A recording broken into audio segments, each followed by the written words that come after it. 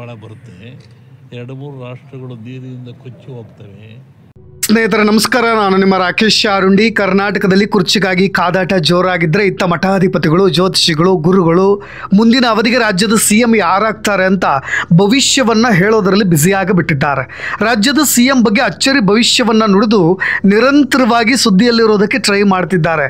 ಆದರೆ ಇದೀಗ ಕೋಡಿ ಮಠದ ಶ್ರೀಗಳು ನುಡಿದಿರತಕ್ಕಂಥ ಭವಿಷ್ಯ ರಾಜ್ಯದಲ್ಲಿ ಇದೀಗ ಸಂಚಲನವನ್ನು ಮೂಡಿಸಿದೆ. ಭವಿಷ್ಯ ಅಂದರೆ ಅದು ಕೂಡ ಸಿದ್ದರಾಮಯ್ಯ ಬಣವನ್ನು ಫುಲ್ ರಿಲ್ಯಾಕ್ಸ್ ಮಾಡಿಬಿಟ್ಟಿದೆ. ಯಾರು ಏನೇ ಹೇಳಿ ನಮ್ಮ ಮಾಸ್ ಲೀಡರ್ ಕಂಪ್ಲೀಟ್ 5 ವರ್ಷ ಪೂರೈಸ್ತಾರೆ ಅಂತ ಹೇಳಿ ಇದೇ ಕೋಡಿ ಶ್ರೀಗಳ ಭವಿಷ್ಯವನ್ನು ಕೇಳಿ ನಿಟ್ಟುಸಿರು ಬಿಡ್ತಾ ಇರೋದು ಕಾರ್ಯಕರ್ತರು, ಸಿದ್ದರಾಮಯ್ಯನವರ ಬೆಂಬಲಿಗರು. ಈ ಮುಖಾಂತರವಾಗಿ DKಶಿಗೆ ಮತ್ತೊಮ್ಮೆ ಹಿನ್ನಡೆ ಆಗಿದೆ. ಸ್ವಾಮೀಜಿಗಳ ಮಾತುಗಳು ರಾಜ್ಯದಲ್ಲಿ ಸಂಚಲನಕ್ಕೂ ಕೂಡ ಕಾರಣವಾಗ್ತಾ ಇದೆ. ಒಂದು ಕಡೆ ಅಘೋರಿಗಳು, ಶ್ರೀಗಳು ಪೈಪೋಟಿಗೆ ಬಿದ್ದವರಂತೆ ರಾಜ್ಯದ ಭವಿಷ್ಯದ ಬಗ್ಗೆ ಶಾಕಿಂಗ್ ಭವಿಷ್ಯಗಳನ್ನು ನುಡಿತಾ ಇರೋದರಿಂದ ಅವರ ಭಕ್ತರಲ್ಲೂ ಕೂಡ, ಇನ್ನೊಂದು ಕಡೆ ರಾಜಕೀಯ ಫಾಲೋವರ್ಸ್ಗಳಲ್ಲೂ ಕೂಡ ಕುತೂಹಲ ಮನೆ ಮಾಡ್ತಾ ಇರೋದು. ಅವರ ಮಾತುಗಳು ನಿಜವಾಗೋದಂತೂ ಪಕ್ಕ. ಮುಂದಿನ ಅವಧಿಯವರೆಗೂ ಕರ್ನಾಟಕದ ಟಗರು ಖ್ಯಾತಿಯ ಸಿದ್ದರಾಮಯ್ಯ ಭವಿಷ್ಯ ಸೇಫ್ ಅಂತ ರಿಲ್ಯಾಕ್ಸ್ ಆಗ್ತಿದ್ದಾರೆ. ಸ್ನೇಹಿತರೆ, ಸಿದ್ದರಾಮಯ್ಯನವರಿಗೆ ಅಂಟ್ಕೊಂಡಿಂಥ ಹಗರಣಗಳು ಒಂದಲ್ಲ ಎರಡಲ್ಲ. ಮೂಡ ಹಗರಣ, ವಾಲ್ಮೀಕಿ ಹಗರಣ, ಈ ಥರದ ದೊಡ್ಡ ದೊಡ್ಡ ಹಗರಣಗಳಿಗೂ ಕೂಡ ಸೆಡ್ಡನ್ನು ಹೊಡೆದು ಯಾವುದೇ ಕಾರಣಕ್ಕೂ ನಾನು ಮಾತ್ರ ಕುರ್ಚಿ ಇನ್ನೊಬ್ಬರ ಪಾಲಾಗೋದಕ್ಕೆ ಬಿಡೋದೇ ಇಲ್ಲ ಅಂತ ಫೆವಿಕಲ್ ಹಾಕ್ಕೊಂಡು ಅಂಟ್ಕೊಂಡು ಕೂತ್ಬಿಟ್ಟಿದ್ದಾರೆ. ಇತ್ತ ಅದು ಯಾಕೆ ಬಿಡೋದಿಲ್ಲ, ಕಿತ್ಕೊಳ್ಳೋದು ನನಗೂ ಕೂಡ ಗೊತ್ತು ಅಂತ DKಶ ತೆರೆಮರೆಯಲ್ಲಿ ಮಾಸ್ಟರ್ ಪ್ಲ್ಯಾನ್ ಕೂಡ ಮಾಡ್ತಾ ಇದ್ದು ಕುರ್ಚಿನ ಕಿತ್ಕೊಳ್ಳೋಕ್ಕೆ ಹವಣಿಸ್ತಾ ಇದ್ದಾರೆ. ಈ ನಡುವೆ DKಶಿನೇ ಮುಂದಿನ CM ಅಂತ ಒಬ್ಬ ಅಘೋರಿಗಳು ಭವಿಷ್ಯವನ್ನು ನುಡಿದಿದ್ರು. ಅದು ಕೂಡ ಭೈರವಿ ಅಮ್ಮನವರು ಭವಿಷ್ಯವನ್ನು ನುಡಿದು ಅಚ್ಚರಿಯನ್ನು ಮೂಡಿಸಿದ್ರು. ಒಂದು ಕಡೆ DKಶಿ ಬಳಗೋದವ್ರಿಗೂ ಕೂಡ ಈ ಭವಿಷ್ಯವಾಣಿಯನ್ನು ಕೇಳಿ ಸ್ವಲ್ಪ ನಿಟ್ಟುಸಿರು ಬಿಡುವಂತಾಗಿತ್ತು. ಆದರೆ ಇತ್ತ ಇದೀಗ ನಾನೇನು ಕಮ್ಮಿ ಅನ್ನುವಂತೆ ಇದೇ ಭವಿಷ್ಯವನ್ನು ಉಲ್ಟಾ ಮಾಡೋಕೆ ಕೋಡಿ ಮಠದ ಶ್ರೀಗಳು ಕೂಡ ಸಿದ್ದರಾಮಯ್ಯನವರೇ CM ಅಂತ ಅಚ್ಚರಿಯ ಹೇಳಿಕೆಯೊಂದನ್ನು ಹರಿಬಿಟ್ಟಿದ್ದಾರೆ. ಮುಂದಿನ CM ಗಾದಿಗೆ DKಶಿ ಭಾರೀ ಕಸರತ್ತನ್ನು ನಡೆಸ್ತಾ ಇರೋದು ಎಲ್ರಿಗೂ ಕೂಡ ಗೊತ್ತಿರೋ ವಿಚಾರ. ಕೋಡಿ ಶ್ರೀಗಳು ಈ ಭವಿಷ್ಯವಾಣಿಯ ಮುಖಾಂತರವಾಗಿ DKಶಿಯ ಕನಸುಗಳನ್ನು ನುಚ್ಚು ನೂರು ಮಾಡಿಬಿಟ್ಟಿದ್ದಾರೆ. DKಶಿ ರಾಜಕೀಯ ತಂತ್ರಗಾರಿಕೆ ಜೊತೆಗೆ ಹೊಂಚು ಹಾಕಿ ಸಂಚು ಮಾಡಿ ಹೇಗಾದರೂ ಮಾಡಿ ಸಿದ್ದರಾಮಯ್ಯ ಕುರ್ಚಿಗೆ ಕೂತು ತರೋ ಪ್ಲಾನ್ಗಳು ಈ ಮುಖಾಂತರವಾಗಿ ಟುಸ್ಸಾಗ್ತಾ ಇವೆ. ಕೋಡಿಶ್ರೀ ಮಹತ್ವದ ಭವಿಷ್ಯವಾಣಿ ರಾಜ್ಯದಲ್ಲಿ ಚರ್ಚೆಗೂ ಕೂಡ ಗ್ರಾಸವಾಗ್ತಾ ಇದೆ.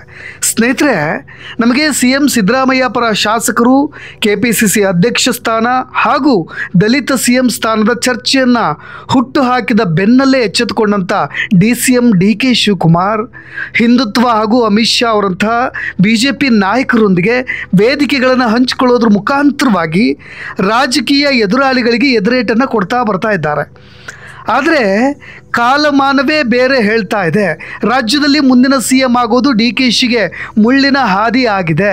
CM ಸಿದ್ದರಾಮಯ್ಯನವರಿಗೆ ಶುಕ್ರ ದೆಸೆ ಶುರುವಾಗಿದೆ. ಅವರನ್ನು ಕುರ್ಚಿ ಬಿಟ್ಟು ಇಳಿಸೋದು ಕಷ್ಟ ಸಾಧ್ಯವಾಗಿದೆ ಅನ್ನೋ ಮುಖಾಂತರವಾಗಿ ಕೋಡಿ ಶ್ರೀಗಳು DKಶಿ ಅವರಿಗೆ ಶಾಕ್ ಮೇಲೆ ಶಾಕನ್ನು ಕೊಡ್ತಾ ಇರೋದು. ಯಾದಗಿರಿಯ ಕೋಡಿ ಮಠದ ಡಾಕ್ಟರ್ ಶಿವಯೋಗಿ ಶಿವಾನಂದ ಸ್ವಾಮೀಜಿಗಳು ಈ ರೀತಿಯಾದಂಥ ಒಂದು ಅಚ್ಚರಿಯ ಭವಿಷ್ಯವನ್ನು ನುಡಿದಿರೋದು. ಈ ಮುಖಾಂತರವಾಗಿ ಅವರು ಈ ಹಿಂದೆಯೂ ಕೂಡ ರಾಜಕೀಯ ಹಾಗೂ ಮುಂದಿನ ನಮ್ಮ ದೇಶದ ಭವಿಷ್ಯದ ಬಗ್ಗೆ ಆಗಾಗ ಜ್ಯೋತಿಷ್ಯವನ್ನು ನುಡಿತಾನೆ ಹೆಸರುವಾಸಿ ಆಗ್ತಾ ಇದ್ದಾರೆ. ಇವರ ಭವಿಷ್ಯವಾಣಿ ಒಂದು 10ರಲ್ಲಿ 9 ನಿಜವಾಗಿರೋದು ಅನೇಕರಿಗೆ ಇವರ ಮೇಲಿರ್ತಕ್ಕಂಥ ವಿಶ್ವಾಸಕ್ಕೂ ಕೂಡ ಕಾರಣ. ಆದರೆ ಕೆಲವರು ಇವರು ಬೋಳೆ ಸ್ವಾಮೀಜಿ, ಡೋಂಗಿ ಸ್ವಾಮೀಜಿ ಅಂತ ನೆಗ್ಲೆಕ್ಟ್ ಕೂಡ ಮಾಡ್ತಾರೆ. ಕೆಲವೊಬ್ಬರು ಮಾತ್ರ ಇವರಿಗೆ ಪಕ್ಕಾ ಫಾಲೋವರ್ಸ್ಗಳು ಕೂಡ ಇದ್ದಾರೆ. ಇವರ ಮಾತುಗಳು ಚಾಚು ತಪ್ಪದೆ ಪಾಲಿಸೋರು ಕೂಡ ಇದ್ದಾರೆ ಇವ್ರ ಮಾತುಗಳನ್ನು. ಆದರೆ ಅದೇನೇ ಇರಲಿ, ಇದೀಗ ಸಿದ್ದರಾಮಯ್ಯ ಪರ ಬ್ಯಾಟ್ ಬೀಸಿರ್ತಕ್ಕಂಥ ಇದೇ ಕೋಡಿ ಮಠದ ಶ್ರೀಗಳು ರಾಜಕೀಯದಲ್ಲಿ ಮಿಂಚಿನ ಸಂಚಲನವನ್ನೇ ಮೂಡಿಸಿಬಿಟ್ಟಿದ್ದಾರೆ. ಅದು ಕೂಡ ಆ ರೀತಿಯಾದಂಥ ಭವಿಷ್ಯವಾಣಿಯನ್ನು ನುಡಿದು.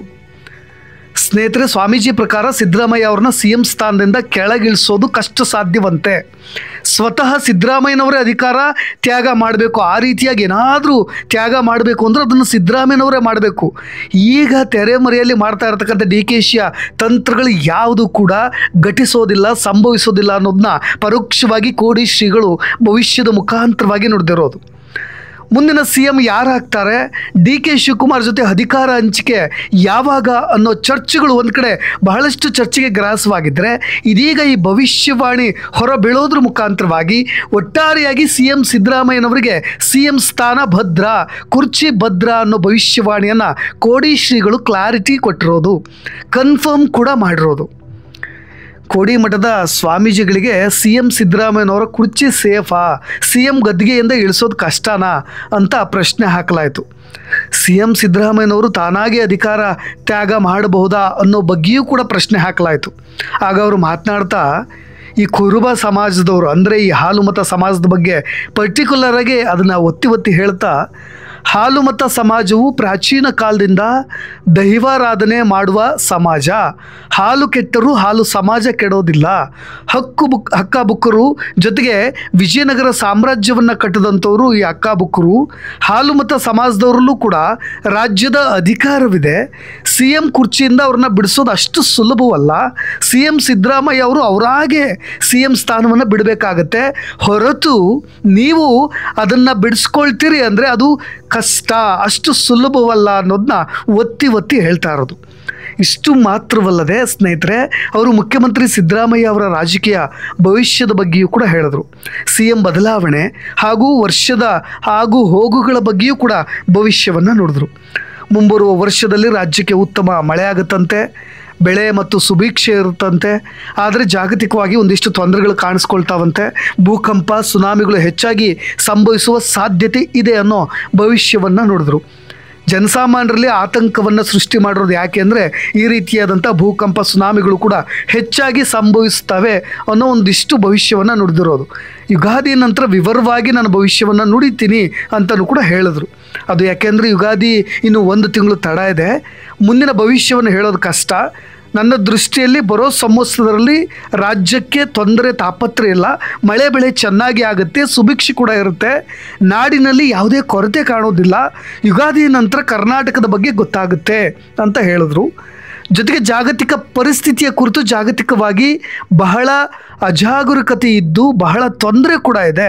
ಕಳೆದ ವರ್ಷಕ್ಕಿಂತಲೂ ಕೂಡ ಈ ವರ್ಷ ಭೀಕರತೆ ಕಾಣೋ ಲಕ್ಷಣವಿದೆ. ಇತ್ತೀಚಿನ ದಿನಗಳಲ್ಲಿ ಭೂಕಂಪ ಹೆಚ್ಚಾಗ್ತಾ ಇದೆ. ಇದನ್ನು ಹೋದ ವರ್ಷ ನಾನು ಹೇಳಿದ್ದೆ.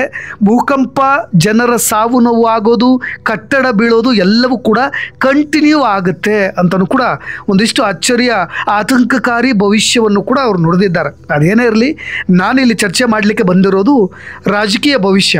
ಹೆಚ್ಚಾಗಿ ಬಹಳಷ್ಟು ನಮ್ಮ ನಾಯಕರೇ, ಇದೇ ರಾಜ್ಯದ ರಾಜಕೀಯ ನಾಯಕರೇ ಈ ಥರದ ಭವಿಷ್ಯವನ್ನು ನಂಬೋದುಂಟು.